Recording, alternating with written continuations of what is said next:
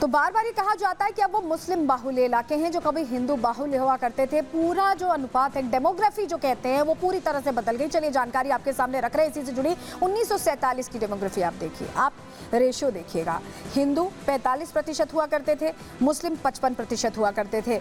और अगर अभी की 2024 की हम बात करें तो अब हिंदू 15% हैं। फर्क देख रहे हैं आप, मुसलमान 85% हैं।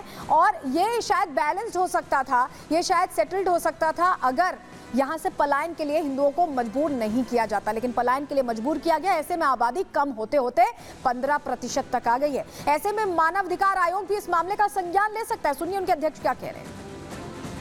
मानवाधिकार आयोग नई दिल्ली में एक जनहित याचिका डाली है जिसमें कि 1978 में जो दंगे हुए थे उसकी फाइल को खोल करके देखा जाए कि जो दोषी पक्ष थे उनके खिलाफ कार्रवाई क्यों नहीं हो पाई, और साथ ही वो कौन से इशू है जिसकी वजह से ये दंगे बने, तो उन कमियों को दूर किया जाए, लॉ एंड ऑर्डर के ऊपर काम किया जाए।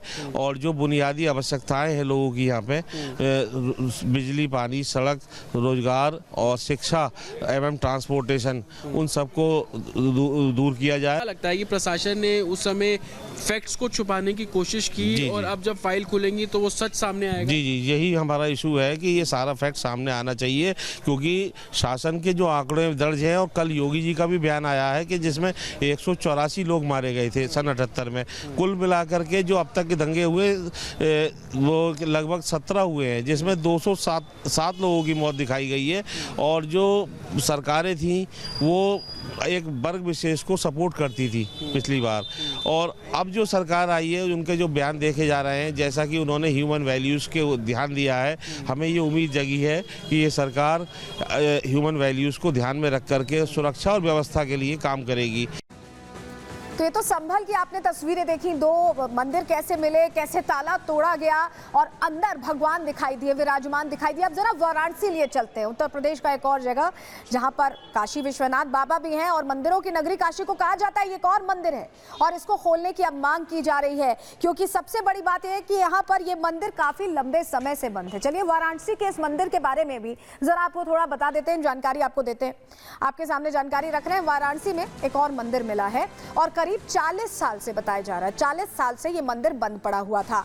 मुस्लिम इलाका मदनपुरा में ये मंदिर है और करीब 250 साल इसकी उम्र बताई जा रही है, 250 साल पुराना है। सनातन रक्षा दल ने अब प्रशासन से ये मांग रखी है कि इस प्राचीन मंदिर को भी खोल दिया जाए, और ऑफिसर्स भी पहुंचे थे जिन्होंने मंदिर का बाकायदा मुआयना किया है। मंदिर के दस्तावेजों की अभी जांच चल रही है, जांच पड़ताल की जा रही है। 250 साल पुराना ये मंदिर बताया जा रहा है। हमारी सहयोगी मीनाक्षी यहाँ पहुंची, उनकी रिपोर्ट जरा आपको दिखाते हैं। पहले बनारस में संभल की तर्ज पर ही एक मंदिर मिला है जिसके बारे में बताया जा रहा है कि लगभग 250 से 300 साल पुराना मंदिर है और वो मंदिर बंद पड़ा हुआ है। मंदिर की तस्वीरें भी हम आपको दिखा देते हैं। ये वही मंदिर बताया जा रहा है जो एक लंबे वक्त से बंद पड़ा हुआ है और अब इसे लेकर के कहा जा रहा है कि इसे खोला जाए। शासन प्रशासन यहाँ पर मौजूद है और हमारे साथ वो लोग भी मौजूद हैं जिन्होंने इस मंदिर को खोलने का आग्रह मुख्यमंत्री योगी आदित्यनाथ से भी किया है। तो देखिए, ये वही प्राचीन मंदिर है जिसे लेकर के दावा ये किया जा रहा है कि भगवान शिव का मंदिर है, काफी पुराना है और इसे खोला जाए ताकि यहाँ पर जो हिंदू सनातनी जो रहते हैं वो आकर के मंदिर में पूजा पाठ कर सके। यहाँ तक कि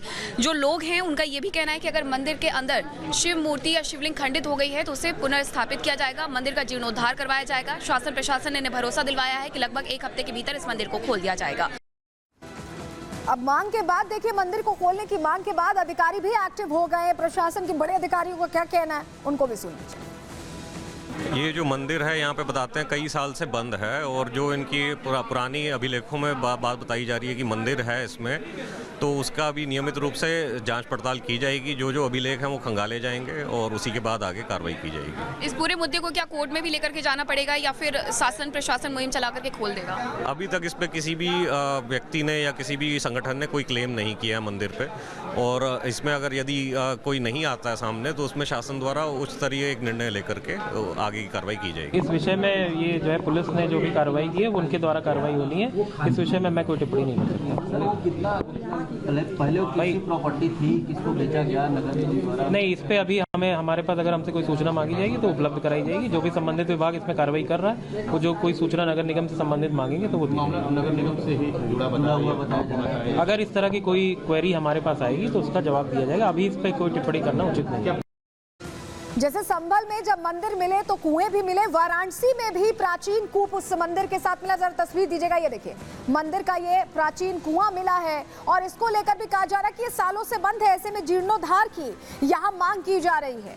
तो सनातनियों का देश रहा है भारत और अलग अलग जगहों पर हम देख रहे हैं कि वो प्रतीक, वो चिन्ह सामने आ रहे हैं जो उस दौर की कहानी सुनाते हैं, उस दौर की कहानी बताते दिखाई दे रहे हैं। हमारी सहयोगी मीनाक्षी ने यहाँ से रिपोर्ट तैयार की है जो प्राचीन कुआं मिला है, जरा आपको उनकी रिपोर्ट दिखा रहे हैं। बनारस में जिस शिव मंदिर को लेकर के दावा किया जा रहा है कि वो मंदिर लंबे वक्त से बंद है और उसे खोला जाए, उससे लगभग 50 मीटर की दूरी पर आगे बढ़ने पर ये कूप नजर आता है जिसे वर्तमान में गोल चबूतरा के नाम से जाना जाता है। अब जिस तरीके से सनातन हिंदू रक्षक दल की तरफ से ये दावा किया गया है कि मंदिर को खोला जाए, शासन प्रशासन का कहना है कि लगभग 1 हफ्ते का वक्त लगेगा, मंदिर को खोला जाएगा और मंदिर में अगर मलबा होता है तो उसे साफ भी करवाया जाएगा। लेकिन सवाल ये है कि क्या आने वाले वक्त में इस कूप को लेकर के भी सनातन हिंदू रक्षक दल की तरफ से मांग उठाई जाएगी, क्योंकि लगभग 50 मीटर दूरी पर ही ये कूप भी स्थित है जिसे प्राचीन जो पुराण है उनमें इसका वर्णन मिलता है, काशी खंड में इसका वर्णन मिलता है जिसके बारे में ये दावा किया गया है। और इसी के साथ जो हिंदू पक्ष है वो ये भी कह रहा है कि इसे लेकर के अगर जरूरत पड़ी तो मुख्यमंत्री योगी आदित्यनाथ को भी चिट्ठी लिखेंगे। लेकिन शासन प्रशासन का कहना है कि अगर अभिलेख मिलते हैं, साक्ष्य मिलते हैं तो मंदिर को खोल दिया जाएगा। तो संभल और वाराणसी के बाद आपको मुजफ्फरनगर लिए चल रहे हैं। देखिए यहाँ पर भी 1970 में बना शिव मंदिर दिखाई दे रहा है और कहा जा रहा है कि यहाँ से भी हिंदुओं का पलायन हो गया और मंदिर खंडहर बन गया। तस्वीर ये आप देख रहे हैं, अलग अलग जगहों से ऐसा लग रहा है कि ये जानकारियां सामने आ रही कि कहां कहां हिंदुओं को उस इलाके को छोड़ने पर मजबूर किया गया जहां पर उनके भगवान विराजे हुए थे। और उसके बाद देखिए कैसे कैसे घेरा हुआ है ये मंदिर, ये देखिए बीच में है, 2 घरों के बीच में है। और चलिए अब आपको बताते हैं इस मंदिर की कहानी आपके सामने रख रहे हैं। मुजफ्फरनगर में 54 साल पुराना ये शिव मंदिर मिला है और मोहनलाल लद्दावाला मोहल्ले में बताया जा रहा है कि मंदिर मौजूद है। 1970 में मंदिर की स्थापना हुई थी और अब मंदिर के आसपास अतिक्रमण हो गया। हमने आपको तस्वीर दिखाई, आपने देखा कैसे 2 घरों के बीच बिल्कुल एकदम मंदिर मौजूद है और मुस्लिम परिवारों ने अपना घर यहां बना लिया है। हिंदुओं के पलायन के बाद मंदिर की हालत खराब हो गई, खस्ता हाल हो गया है। मंदिर मौजूद भगवान की प्रतिमा बताई जा रहा है कि गायब हो गई है प्रतिमा भी। ऐसे में तस्वीर तो हमने आपको बता दी, ये भी बता दिया कि उस पूरे इलाके में अतिक्रमण करके घर बना लिया गया। हालात ऐसे हैं कि 2 घर बिल्कुल सटे हुए हैं और बीच में मंदिर का अस्तित्व है। लेकिन जरा इतिहास भी इस इलाके का बता देते हैं, इस मंदिर का बता देते हैं। चलिए जानकारी आपको दे रहे हैं। दरअसल मोहनलाल लद्दावाला मोहल्ला हिंदू बाहुल्य हुआ करता था किसी वक्त में मुजफ्फरनगर में। 90 के दशक में यहाँ की डेमोग्राफी बदलने लगी। राम मंदिर आंदोलन के दौरान यहाँ हालात बदले और मुजफ्फरनगर में कई बार उस दौरान बताया जाता है कि दंगे भड़क गए। दंगों के बाद हिंदू आबादी यहाँ दिन पर दिन घटने लगी। मुस्लिमों की वजह से हिंदू पलायन करने लगे और मंदिर से मूर्ति और धार्मिक प्रतीक हटा लिए गए। आदत रह चुकी है।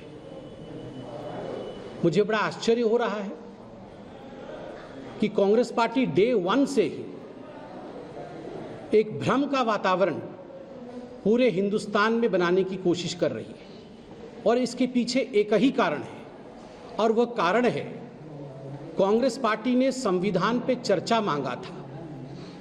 कांग्रेस पार्टी, आपको याद होगा, डे 1 से ही संविधान पे चर्चा चाहती थी।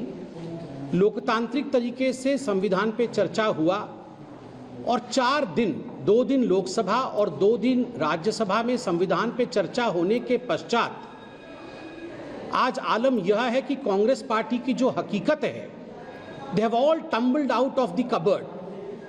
आज हर कोई जानता है कि संविधान के साथ अगर खिलवाड़ किसी ने किया तो पंडित जवाहरलाल नेहरू ने किया। संविधान के साथ खिलवाड़ किसी ने किया तो वो इंदिरा जी के समय, राजीव जी के समय और सोनिया जी जब शैडो प्राइम मिनिस्टर थी उस समय हुआ। बाबा साहेब अंबेडकर के साथ यदि किसी ने ज्यादती की तो वो कांग्रेस पार्टी ने किया, उनको लोकसभा में आने तक नहीं दिया और उसका नतीजा आज कांग्रेस पार्टी की हताशा है। और जो भी हम आज देख रहे हैं, खड़गे साहब का बयान हो, चाहे पार्लियामेंट को बंद करना, ये सब कुछ कांग्रेस पार्टी के हताशे का नतीजा है। But the Congress party can not hold the country to ransom because of their frustration. Thank you.